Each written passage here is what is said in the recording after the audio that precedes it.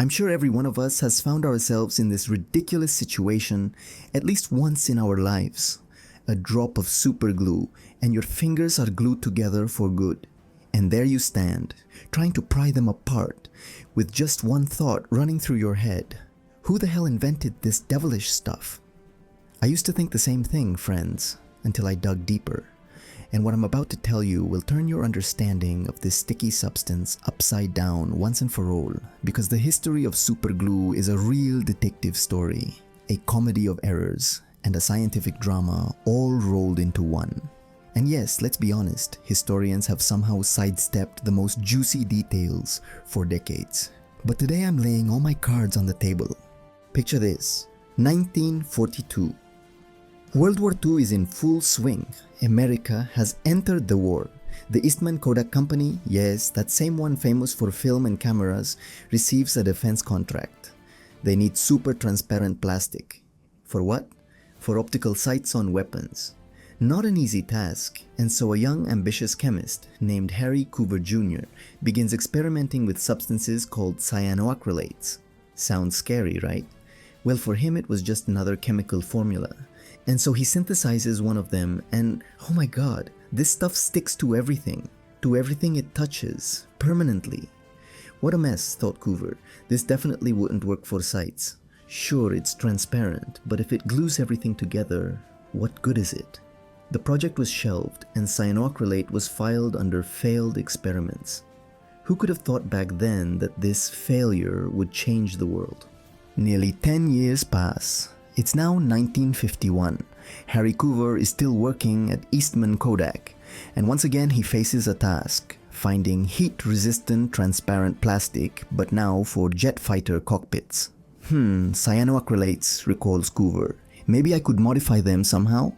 And again he starts tinkering with them, and here, like in a good movie, His Majesty Chance enters the scene. Coover's colleague, Winfred Joyner, was working with an expensive instrument. A refractometer. Well, that's a device that measures the refractive index of light. And so Joyner, apparently by accident, dripped some experimental cyanoacrylate between two precision prisms of this very refractometer. And then, as if nothing had happened, he decided to separate them. Yeah, right. The prisms bonded together as if they'd been welded. Joyner panicked. The instrument cost a fortune, and now this. He runs to Coover. Harry, we're done for. I've ruined the refractometer. Coover looks at this mess, frowns, and then it clicks in his head, like a light bulb over a cartoon character's head. He suddenly realized what he had considered the main flaw of this substance. Its phenomenal stickiness was actually its main virtue. Nobody believed him when Harry Coover said that this sticky mess, which everyone had been cursing, was actually a revolutionary invention. Wait, Fred, says Coover. Don't rush to throw it away. Come on, give me this glued together thing. He began trying to glue everything in sight. Metal, glass, plastic, rubber. Everything bonded instantly and held with a death grip. Coover was ecstatic. He named his brainchild Kodak number 910, but people quickly dubbed it super glue. Now attention, the million-dollar question. How does this magic work? It's all about rapid polymerization. Cyanoacrylate monomers, these tiny molecular building blocks in the tube, are terribly hungry for water. They need only the microscopic moisture that exists on any surface or in the air. As soon as they sense this moisture, they immediately begin linking together into long chains, polymers. Imagine thousands of microscopic zippers that instantly zip up between two surfaces. One drop and you're done. And these chains are so strong that Coover himself once demonstrated on a TV show how a steel rod glued with just one drop of his adhesive withstood a weight of 7 tons. 7 tons, Carl. That's like 2 adult elephants.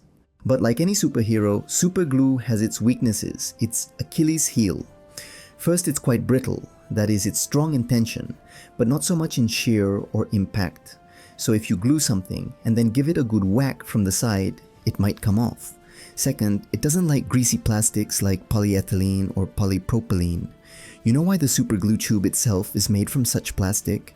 Because the glue simply doesn't stick to it. Otherwise, it would glue itself shut from the inside. Clever, right? And of course, its main enemy is acetone. Yes, that same liquid for removing nail polish. It destroys those polymer chains. So if you glue your fingers together, don't panic, run for the acetone. Although I confess, I had an incident in childhood. I, an unfinished genius, decided to check what would happen if I licked super glue. Don't try this at home. The sensations, let me tell you, were unforgettable. My mouth glued shut so tight that my mom nearly fainted.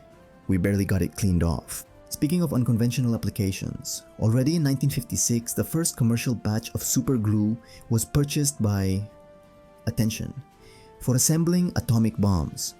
Yes, you heard right. Apparently, they also needed to glue something very quickly and very strongly there too. And forensic scientists love super glue. They treat surfaces with its vapors, and fingerprints, even the most invisible ones, become visible. So much for household adhesive. But that's not all. The most dramatic and perhaps most important turn in superglue's history happened again thanks to chance and Coover's powers of observation. Once his little son badly cut his finger, blood gushing, the child crying. Coover, instead of running for bandages and iodine, grabs, that's right, his superglue, and drips it right onto the wound. You would have risked it? I probably wouldn't have, but he did. And the blood instantly stopped, and the wound edges pulled together. Eureka, thought Coover again.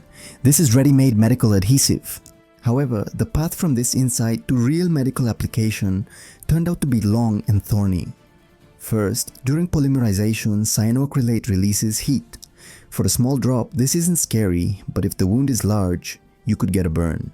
Second, when breaking down in the body, it released not very useful substances, like formaldehyde. And third, it was too rigid and brittle for living tissues. But Coover didn't give up. He and his team began tinkering with the molecule, lengthening its carbon chain. And, miracle, the new variant, for example, 2-octyl cyanoacrylate, turned out to be much softer, more elastic, polymerized more slowly, didn't heat up as much, and was much less toxic. In 1964, Coover filed an application with the FDA, that's the American Food and Drug Administration, for his medical adhesive. And here begins that very bureaucratic red tape familiar to many inventors. While officials were thinking, the Vietnam War was going on, and American military surgeons, not waiting for official approval, began using experimental cyanoacrylate spray right on the battlefield. Imagine a wounded soldier, liver damaged, massive bleeding, the hospital far away. And the surgeon simply sprays this adhesive on the wound, and the bleeding stops. How many guys this desperation glue saved, history doesn't tell, but the count is definitely in the hundreds, if not thousands. This isn't just gluing a shelf. And just think about it. 34 years passed. 34.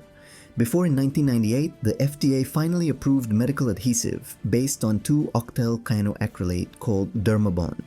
Today it's used to seal small wounds and surgical incisions all over the world. That's how an accidental sticky substance from the laboratory became a lifesaver.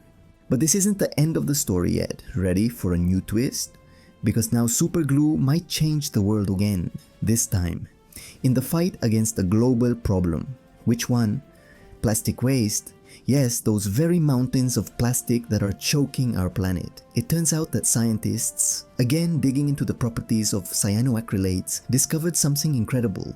If you heat polymerized superglue to about 210 degrees Celsius, it depolymerizes. That is, it breaks down back into its original monomer building blocks, moreover, with up to 93% efficiency. Can you imagine? It's like taking apart a Lego construction into separate pieces to then build something new from them. This opens the way to creating potentially infinitely recyclable plastic. Plastic that won't pollute the environment, but will return to the cycle again and again. This is no longer just glue. This is a whole philosophy.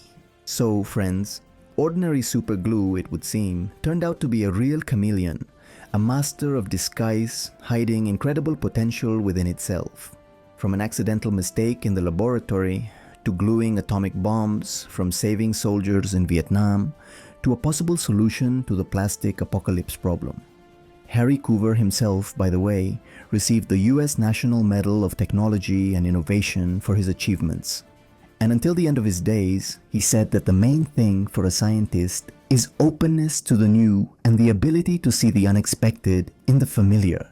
If you enjoyed this historical investigation, hit like and subscribe to the channel, because there are still so many unsolved mysteries and amazing stories ahead. And by the way, there's one detail I deliberately kept quiet about today, but it concerns yet another incredible application of super glue. But about that, some other time. Intrigue